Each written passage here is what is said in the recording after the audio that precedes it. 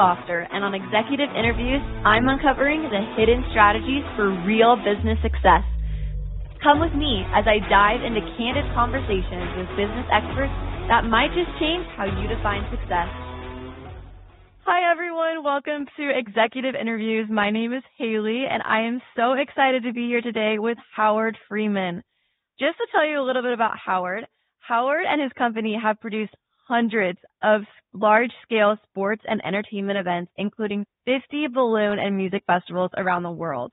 This is including Inner Mongolia, China, National Olympic Tours, the Virginia Slims Women's Tennis Championships, and financial and travel shows, among others, seen by millions of patrons.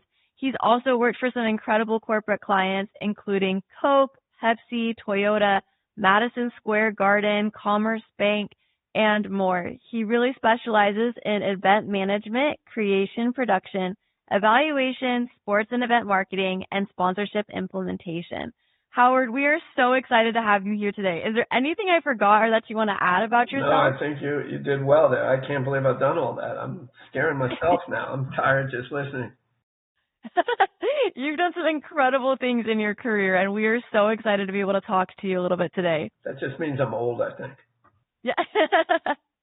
Well, hey, we're excited to have you. One thing that I saw is that you were a pre-med and biology major in college. So how does one go from an educational background to a career in professional sports and then become a doctor of hot air?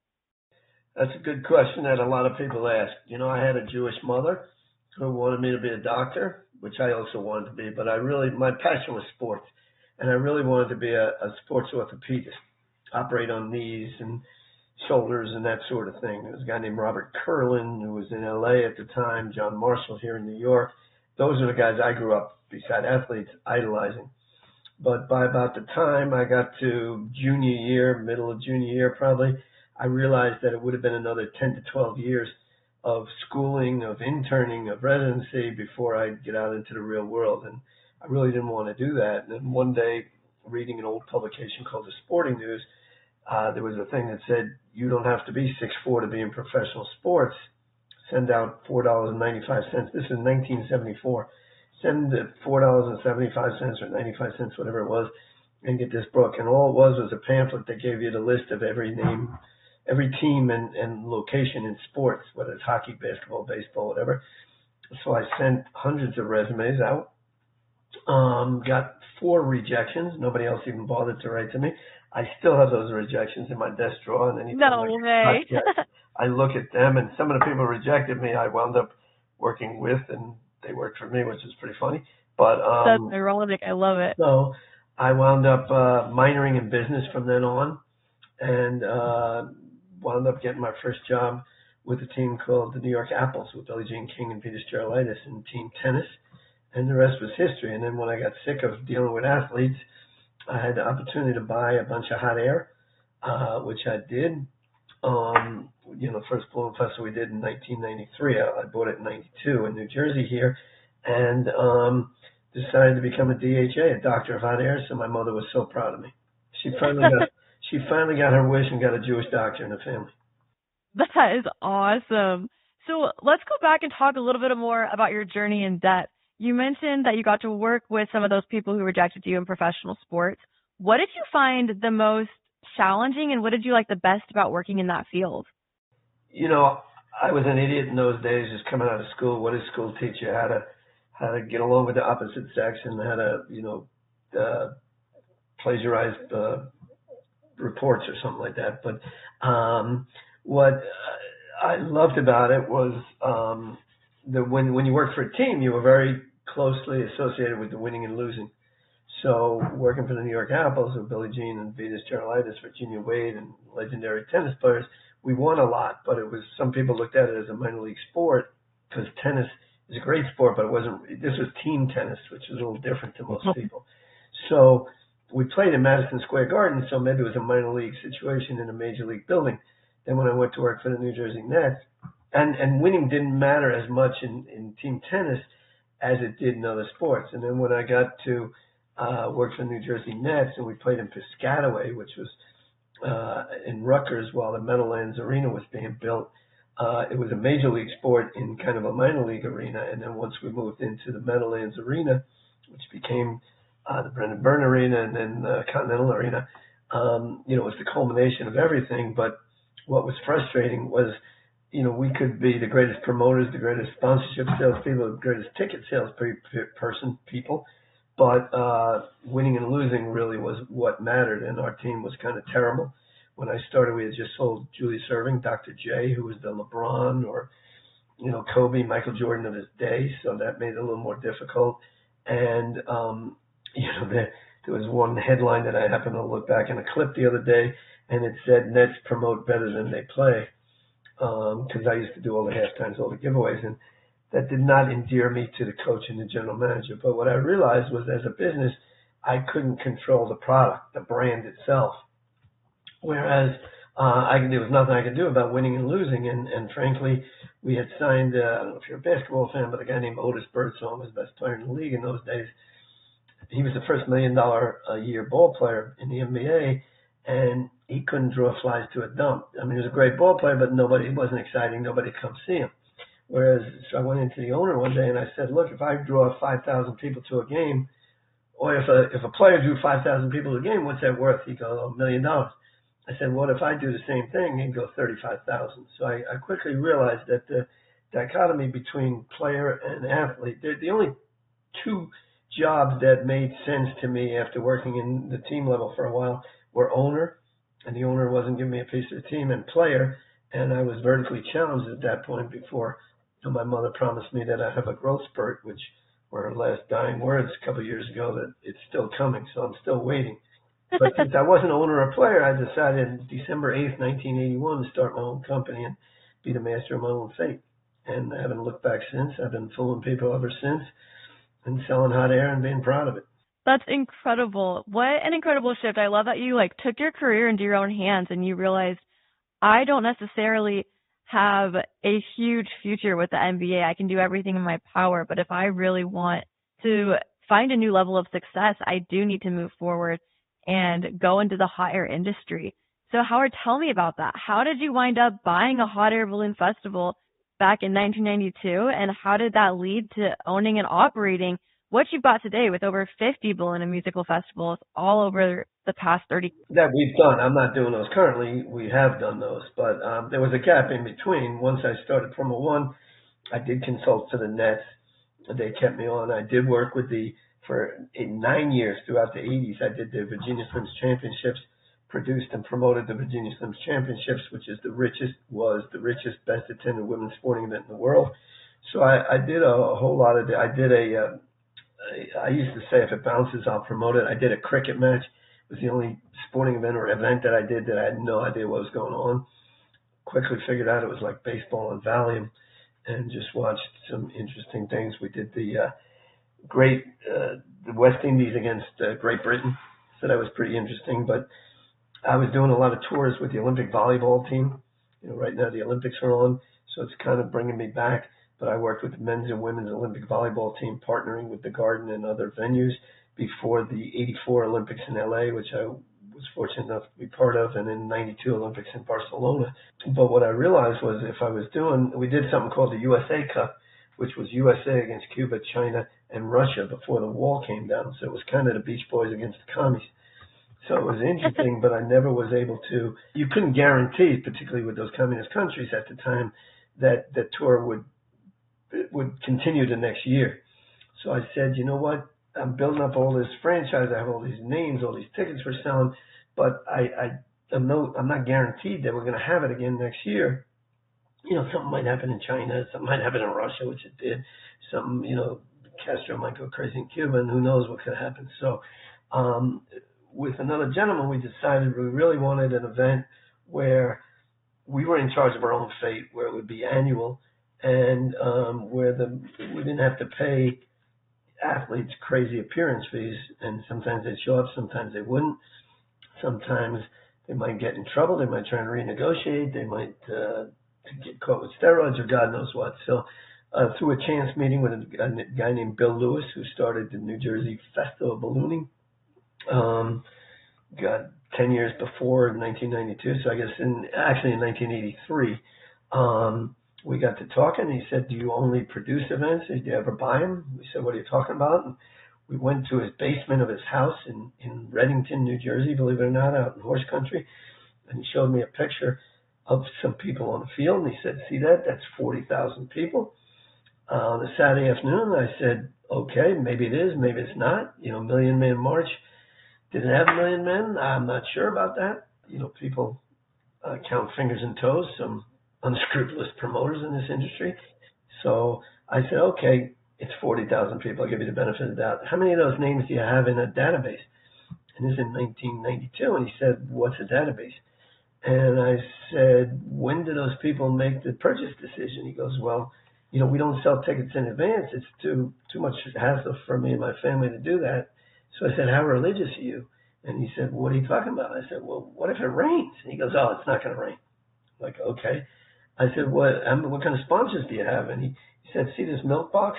These are my sponsors. They all pay $880. $880, which is a joke to me anyway. And their biggest one was Bell Atlantic, which paid $2,500. So I said, "All right, that's interesting." And my partner looked at me and said, "Have you ever been in a balloon?" I said, "I watched The Wizard of Oz growing up, and every year in black and white, which shows you how old I am, and watched Dorothy go up and away at the end with Toto." So we said, "We better get out to a festival." So there was no Google, no internet in those days, but we found there was a festival. Everybody knows about Albuquerque, but there was one in Glendale, Arizona. So he and I and a young lady who became my wife actually went out to the festival. It was right outside of Phoenix. And first I called the promoter. I said, "Look, I'll buy tickets. I'm not looking for anything free, but I'd like to see a little bit behind the scenes. Can we take a little bit of your time? I know you'll be very busy." And she said, "Sure, meet me at 5:30. I said, "Well, I was thinking about something a little earlier, maybe around lunchtime." And she said, "I mean 5:30 in the morning, because that's when balloons go up at sunrise and sunset." So, which is the same question I get all the time now, and I knew nothing about anything. But maybe we were out the night before in Phoenix testing some local agave products, and great tequila they had there. So I had to rouse up with my two associates at 4:30 in the morning, and we started, and they were happy, and they were probably hungover, and as maybe I was, and but who knows. So as we were approaching the festival, there was like an incredible amount of traffic, and we get stuck in traffic, and they're complaining to me, "What are we doing?" But as we got about 100 feet from the front gate, the first balloon, it was late, so the first balloon, which was a bottle of Corbel champagne. Actually, no, it was Freixenet champagne, cava, in an ice bucket. It was a special shaped balloon. Crappy cava, but good balloon. When I looked up, and I was like, "Oh my God, this is the magic of ballooning." And the second one was the Disney Castle. So I was like, "Oh my God." And then as we went to park, there was a chain link fence between the parking lot and the festival, but the balloons are in the air, and people are lining up to pay whatever it was, $10, $15, to go in to see the balloons in the air, which were right there. And I was like, And we went in, and the only entertainment they had was fiddlers and cloggers. And Knights of Columbus or some local Rotary, whoever it was doing a pancake breakfast. We said, "You know what? This might work." So I went off to Sedona. We came back and negotiated a deal. Wound up buying the festival. Knew nothing about it, but learned pretty quickly. If I knew what I know now, I would have never done it.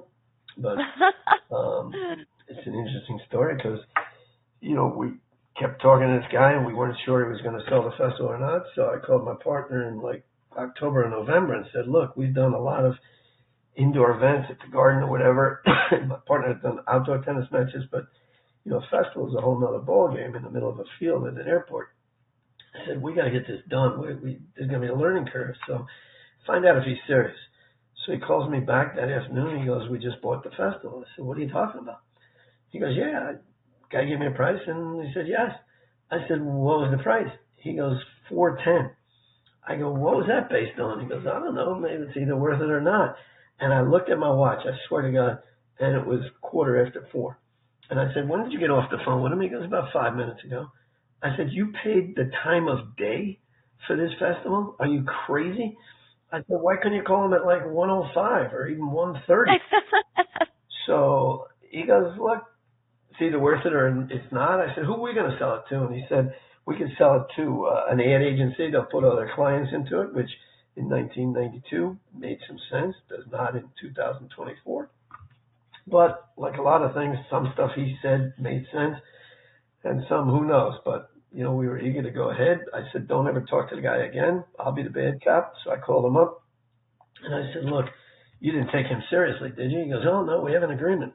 I'm like, look, it'll be our price and your terms, or our terms and your price.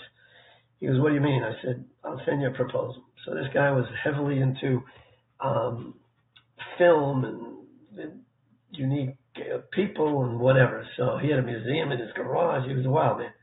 He owned the balloon festival. He had to be. Which he started, by the way, with Malcolm Forbes and Tom Curley, who at that time was with the Courier News and went on to found a small paper upstate called USA Today. Forgetting that.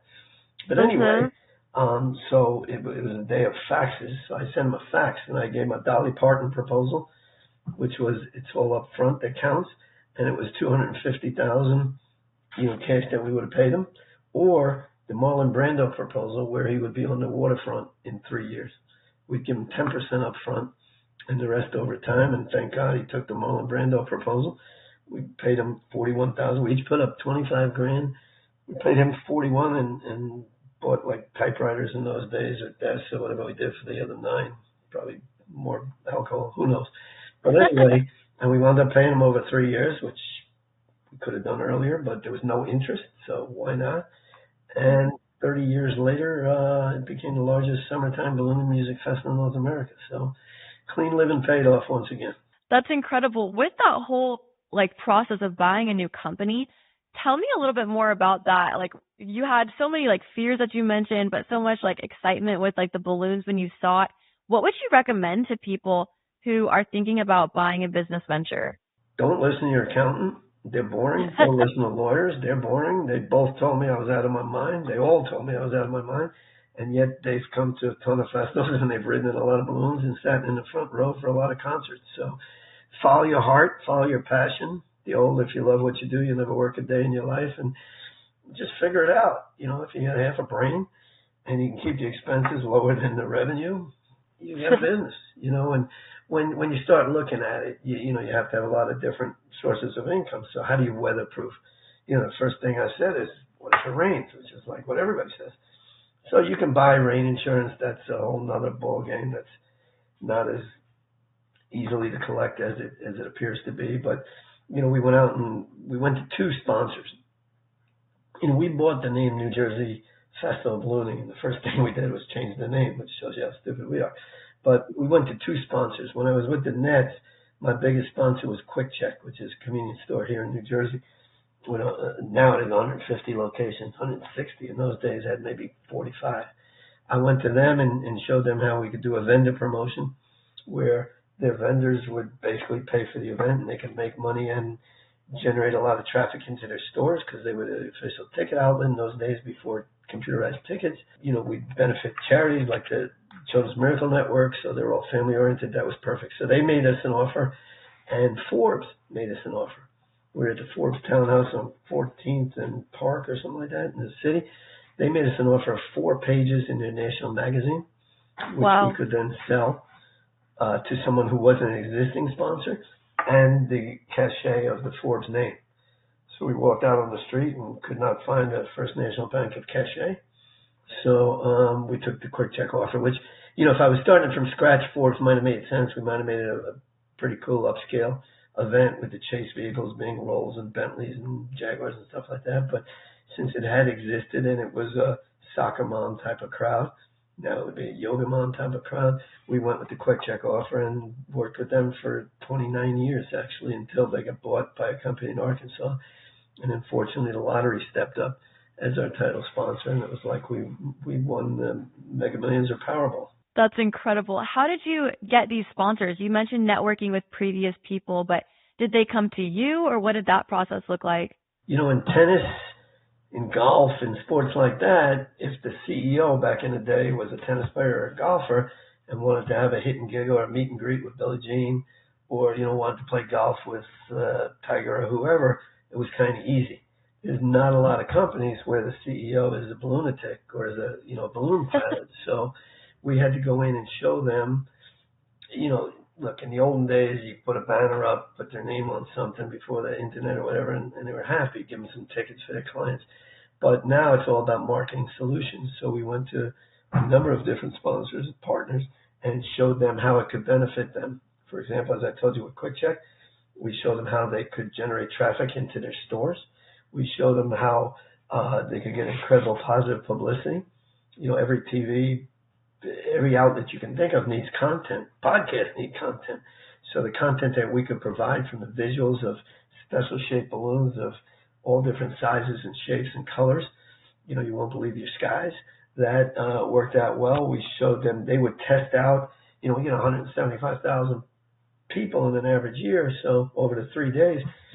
So they tested out new cash register systems, new subs, their convenience store that serves food, new coffee coladas, that sort of stuff. So it was also a great team building thing. Like a lot of retail outlets, they needed employees. They continue hiring, new people. As turnover in retail is tough.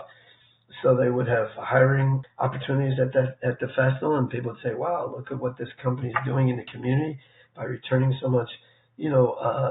We've raised over $3.5 million for nonprofits on their behalf and others' behalf. So, you go in and you sit down, and you don't say, "I'll give you a gold, silver, and bronze proposal." You say, "What are your biggest challenges? Who's your biggest competitors?" In those days, it was 7-Eleven. Maybe now it's Wawa as well. I used to say I was so loyal back in those days that I didn't even have a 7 or 11 on my watch. I got it off of there. To this day, and it's been 3 years or more that we haven't worked, maybe 5 years with QuickCheck, because they had new ownership and they had to change their thinking. I still only buy gas wherever possible at a QuickCheck store. That's how brand loyal I am. So, you show them what you could do for their employees, what you could do for their vendors, what you can do for their traffic, their store traffic, for their systems, how you brand a different balloon each year. We've had special shaped balloons. Perfect example is PNC. PNC was out of Pittsburgh. They were new in New Jersey. People thought they were carpetbaggers, didn't know what PNC stood for or stands for. So I said, "What's your biggest challenge?" to the regional president. He said, "Our biggest challenge is we want to tug at the heartstrings of families. And so find me something that'll do that, and something we can get kids involved, because all their parents, probably have current banking relationships, and we want to educate," brainwash would be another word, but educate, I guess, is better, "the kids into coming to them." So we went back, we brainstormed, we found, right after 9/11, actually, a pilot came to me and said, "I'm building an American flag hot air balloon. Are you interested in leasing it for the balloon festival?" And I said, "Wow." We mocked it up on the side with not PNC, but PNC Salutes America. And on June 14th, right after September, the first June after first, you know what June 14th is, Haley? I know it's a holiday.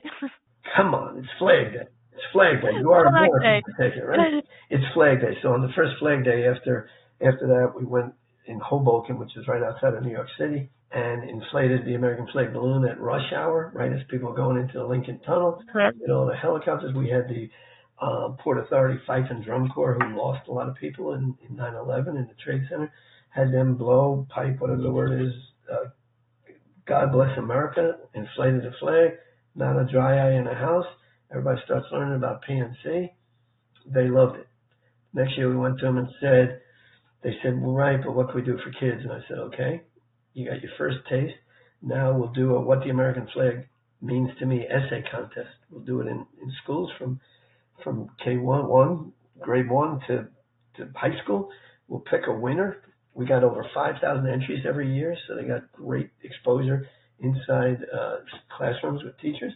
We picked a winner every year, brought a balloon to their assembly in June, right before school let out, and we inflated it, let the winner read his essay. Usually it was television there. Who am I to stop, TV, newspaper, print, online toward the end, from coming out to look at this cute little kid. in the balloon reading the essay.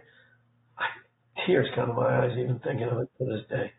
And then every year we had PNC for 19 years, so every year we upgraded the promotion, and somehow it worked out. That's incredible. You Those are promise some X and incredible out of deliver the X box. plus Y.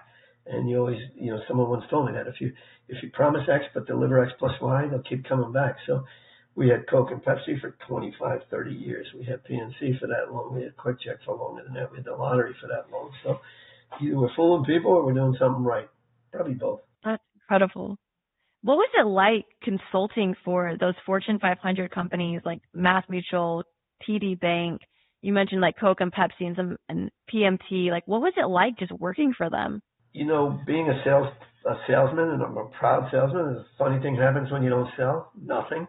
So being able to take Mass Mutual for a case, we went to them and proved ourselves. And I said, what are your goals when you're looking to get involved in an event? And they said, if you're 40 and over, we want to talk to you about estate planning. If you're 40 and younger or younger than 40, we want to talk to you about financial planning. So I said, okay, we'll look at some different events. And when there was a general manager in certain areas that exceeded goals, they wanted to do something. So the first place was right outside of on the main line in Philadelphia. And we looked at a number of different events, but their CEO happened to be a golfer. So we chose the Bell Atlantic Classic, which was a golf tournament. And I went to them and said, look, I need to generate leads for their salespeople. And the promoter of the golf tournament gave me a gold, silver, bronze thing. I'm like, no, that's not going to work. I said, here's what we'll do. We're going to do $1 million hole-in-one contest, which we can insure $178 per golfer. And there were 78 golfers, so whatever that came up to. And I created the promotion and then gave it to the promoter. And then if any golfer got a hole-in-one, any senior golfer, in those days it was Jack Nicklaus, Arnold Palmer, Lee Trevino, Chichi Rodriguez, the best names around. They were 50 and over. You would put your name in a thing, pick which golfer would do it, and if they won, you'd split $1 million annuity with the local children's hospital. Golfer got 50 grand, but the 950 was split between you and the hospital. So that got a tremendous amount of. We wound up doing that not only outside of Philadelphia. We did that 15 places for the next 5 years around the country. They wound up doing a mailer and then email eventually to those people that signed up, and they would give you a sleeve of golf balls or a 12-pack of golf balls or a best golf course in America coffee table book if you let the insurance guy come and talk to you, and they closed 10% of those sales. So it wound up being great. And what I liked from that point was I created the sponsorship, the partnership for them, brought it to people who weren't the most creative, and then implemented it for them. So I saw what it was like on the other side of the coin, and a promoter couldn't tell me, well, we can't do that. I'm like, well, here's how you do it. I'm handing it to you plus 25, 50 grand, whatever it was each year on a platter. Plus, if someone does get the hole in one, you're going to be on national news here. So, that was really rewarding, and that's what I prefer to do these days is represent clients. We're working on a few things where we will help them get involved. Mass Mutual got involved in the U.S. Open. We did a thing in Springfield, Mass, where they're based with Cats, with the show Cats, and they brought their best clients to a meet and greet after. And the producer of Cats said, "Oh, we'll have them get out of their makeup and out of their costumes and come to the meet and greet." I'm like, nobody wants to see Joe Schmo, who was Tigger or whatever the name of the cat. You got to keep him in in costume there. So we did a number of fun. We did Sting was in Three Penny Opera, I remember. So depending on where we were around the country, we did something that made sense there. So that was pretty rewarding, and seeing that it really worked. And that was before metrics and data and analytics. But if they paid $25,000, they wanted to get 10 to 1, in new business. And and we obviously did it, or they wouldn't have kept rehiring us. So, that was really cool. And we got some other clients with getting involved with the Balloon Festival. They say, well, I don't know how to maximize this. I don't know how to activate it. I say, okay, my other company, Promo One, can activate it for you. The first one's free, but if free with the cost of sponsorship.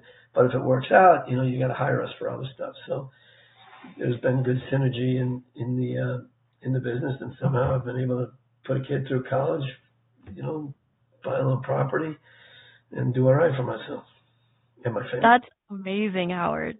You have such an incredible journey. America, great country, America. Hey, we love America. What do you want to concentrate on, like, going forward? You've had an incredible career. What's next for you? ING, golfing, hiking, traveling, biking, walking. No, I am now looking to cut back a little bit, or more than a little bit, and enjoy the fruits of my labor, so to speak. I love to travel. Inner Mongolia was a heck of an experience. I traveled a little bit for business. Inner Mongolia was the most unique one. But it's time to kick back and pay it forward, and help some of the people who help me, and any kids that come to me and say, how do I get into sports, or how do I get into events, or how do I sell? My son, for example, did not want to stay in the festival business, although he did intern for me. Sports was his life, is his life, like it was mine, just like, and he graduated from the University of Wisconsin, and now he works for Formula One, selling sponsorships for Williams, which is one of 10 teams in the world. So he loves what he's doing, what he does. He's doing very well. They say the apple doesn't fall far from the tree. I would say that's true unless the tree is on a hill. So I want to just watch him, blossom and be successful, and which he is. He's on the road. He's doing very well, actually. So, I just want to see what's the next. Did I ever, when I was a biology major at University of Albany in the 70s, think that someday I'd be promoting balloon festivals, sell the most? I got to brag here, but how many people can say they've done something more than anybody in the world? I've sold more sponsorship for balloon music festivals than anyone in the world, and you can look that up. So that's pretty cool. So I got to find the next adventure. Whatever. At this point in life, I'm fortunate that I can choose what I want to do. So I'm only going to do something that gets me excited and gets me out of bed in the morning. So until then, I'll lay on the beach and read books and work on my handicap on the golf course. I love it. Well, do you have any final advice for our listeners today, Howard? Follow your heart. Don't let anybody tell you couldn't do it. Like I said, lawyers, accountants, look, I guess they're necessary. I guess. I don't know. Shakespeare is right. That's to all the lawyers, but it's just my opinion. Don't shoot me. Don't sue me over that. No, if you think you could do it, you could do it. So just believe in yourself, and if you believe in yourself and you put the effort in, my father always told me, if you work hard, you don't have to work. All you have to do is work half a day. And it doesn't matter if it's the first 12 hours or the second 12. But if you're willing to do whatever it takes for as long as it takes. Look, as I said, we didn't know anything about balloons. We didn't know anything about outdoor festivals. I didn't know that this airport had clay and shale below the surface, and when it rains, it doesn't absorb and it pumps it out. So if all of our parking is on grass and it pours, you got a problem. I didn't know that balloons could only go up in less than 8 to 10 miles an hour of wind, and it might be a beautiful sunny day. Everybody's out there having a great time, and the balloons don't go up. They come after me, and I got to start looking at witness protection. So just learn as much as you can in a skill that nobody else has. Whether these days it's AI or something else. Just find your passion and go after it, and don't let anybody tell you it's not happening. When I worked for the Nets, it was my dream job. The NBA outside of New York City, my God, worked with the Garden as a partner in a bunch of volleyball events. And I said, you know what? There's got to be more. And so go after it. And never take no just means you need more information. That's what I've always said to people. And, never take a no from a person who doesn't have the authority to give you a yes. My wife always says, if you want a reservation at the hottest restaurant in town, whether it's New York City or Idaho or San Francisco or anywhere, Capri or wherever, you don't call the hat check girl. You call the owner of the restaurant. So call the owner and don't take no for an answer. If they say no, they just need more information. That is incredible advice, Howard. You have left me feeling so inspired, and I'm just so grateful that we had the opportunity to chat today, to learn your advice, to learn from your experience and your amazing career as a doctor of hot air and in sports. Thank you so much for being on this show today, and thank you for listening. My pleasure. And by the way, I know you can't see it on a podcast, but that's a great necklace. Oh, thank you, Howard. I appreciate it. I appreciate it so much. I hope today's conversation has given you a fresh perspective on success. Join me next time as we continue to uncover the hidden strategies that drive business innovation. Remember, true success might look different than you think. So keep listening, keep learning, and keep redefining your own path to the top.